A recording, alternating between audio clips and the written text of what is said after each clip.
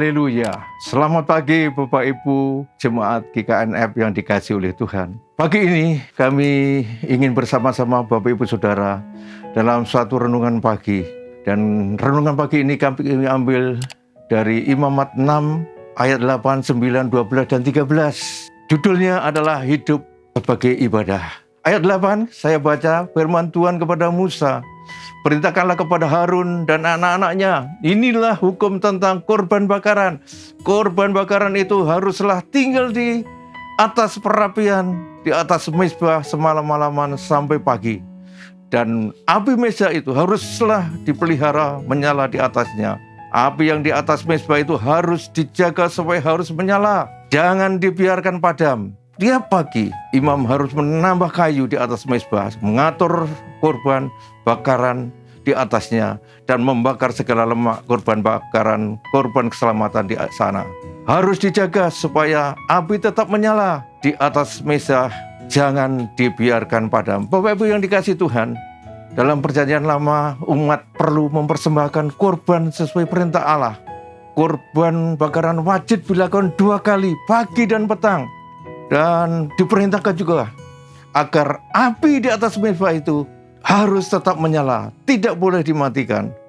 Nah, dalam konteks ini itu ditegaskan sampai 3 kali di ayat 9, ayat 12, dan ayat 13. Bapak-Ibu yang kasih Tuhan, dalam Keluaran 29 disebutkan bahwa korban bakaran harus ada. Mengapa? Karena pada momen itulah Tuhan bertemu umatnya. Kita melihat bahwa korban bakaran ternyata wajib selalu ada. Bahkan korban bakaran harus dilakukan pagi, petang, serta apinya harus dijaga tetap menyala. Ini menegaskan adanya kontinuitas, kesinambungan. Ibadah tidak dilakukan hanya pada waktu tertentu, waktu jam tertentu, hari tertentu saja. Tetapi dilakukan dengan terus-menerus. Apinya harus terus menyala dalam setiap detik kehidupan. Bapak Ibu yang dikasihi Tuhan, sebagai umat perjanjian baru, ritual ibadah ini tidak kita lakukan lagi. Karena apa? Karena Kristus telah menggenapi menjadi korban terakhir dan sempurna. Akan tetapi firman prinsip dari perjanjian lama tidak otomatis gugur Bapak Ibu. Dalam Roma 12 ayat 1. Karena itu saudara-saudara, demi kemurahan Allah, aku menasihati kamu supaya kamu mempersembahkan tubuhmu sebagai persembahan yang hidup, yang kudus dan berkenan kepada Allah.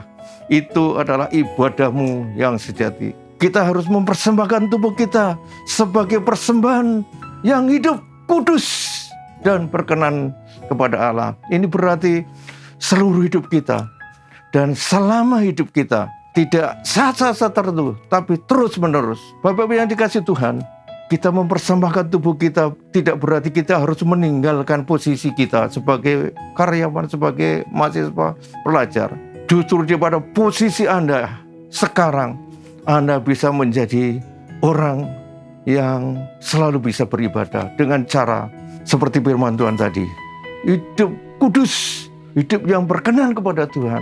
Kalau saya boleh tambahkan, orang yang berkarakter Kristus, orang yang melakukan kehendak Tuhan, yang mau bersaksi. Jadi Bapak Ibu yang dikasihi Tuhan, pekerjaan apapun kita harus melakukannya dengan tulus. Karena apa? Itu adalah ibadah kita. Haleluya. Jadi apapun jabatan kita harus melakukan kehendak Tuhan. Menurut firman Tuhan, 1 Korintus 3 ayat 16. Tidak tahukah kamu bahwa kamu adalah bait Allah, dan bahwa Roh Allah diam di dalam kamu. Mengakhiri renungan ini, saya mengajak Bapak Ibu membawa hidup kita sebagai ibadah yang menyenangkan hati Tuhan. Amin. Mari kita berdoa. Terima kasih Tuhan untuk firman Tuhan yang sederhana, singkat ini. Biarlah Tuhan menolong agar kami hidup menjadi persembahan yang menyenangkan hati-Mu. Karena itu adalah ibadah kami. Dalam nama Yesus kami mengucap syukur. Haleluya. Amin.